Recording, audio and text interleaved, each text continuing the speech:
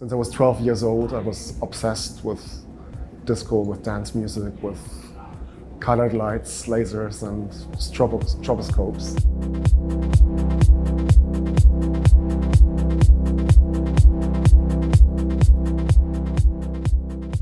Kompakt Records is already 26 years old now, so we have quite a long history full of changes, up and downs. What changed since last year? It's hard to say, you know. It's one day equals the other. It's always the same. No, seriously. We're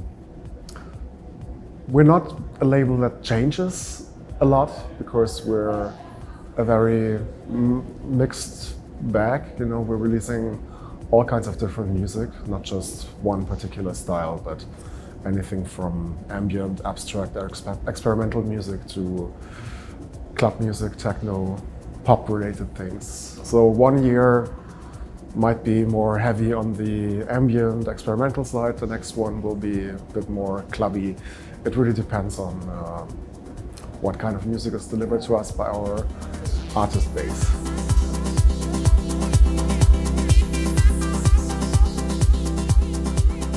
It's a very difficult question, like how I divide my time between all the entities that I am. I'm also a family father, and sometimes I wonder how this all works together. But yeah, mainly I'm taking care of the label during weekdays. On the weekends I'm traveling, and production is like always my stepchild. You know, I mostly find Tuesday night is my studio time, and sometimes I manage to sneak out of the office a bit earlier and spend a few hours in the afternoon in the studio. But that's the reason why my catalog is still quite small. Like I've managed to work on 5 albums in my career, partially with collaborations, partially alone. And I did like more than 100 remixes by now, because remixes for me, it's a simple thing to do, because I already get like some sounds, some ideas, and something to work on. So it's something I can do quite quickly within my hectic schedule.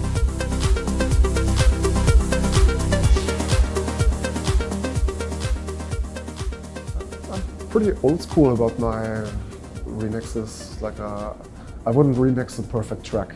Like if the track's already perfect in my eyes, there's no point in remixing it. You can only fuck it up. So I especially like working on pop songs, like things with tracks with vocals. And the classic idea of a remix is to take something that is not really made for the dance floor, but to then put it to the dance floor, and that's my job.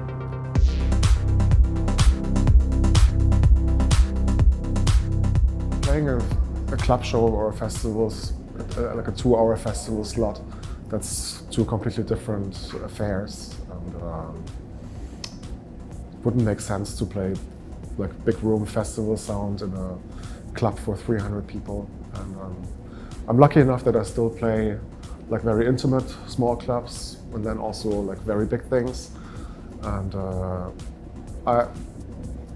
I come from this club setting, like this is where I grew up, and this is where I thrive the most, I think. Anything until a 1,000 capacity is where I feel home. And festival stages are fun to play. It's like you get a big kick out of it, but you can only do this much within 2 hours. I like to play long sets and build up slowly, you know.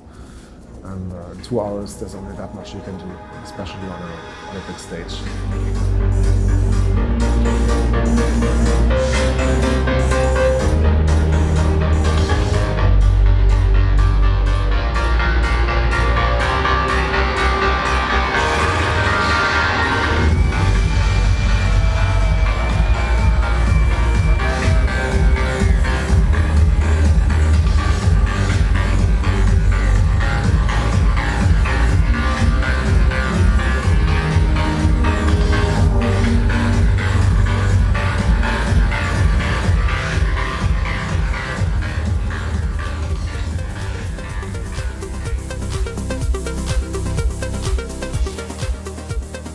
Well, club culture means everything to me. Like I would say I'm a disco kid since I was 12 years old. I was obsessed with disco, with dance music, with colored lights, lasers, and stroboscopes.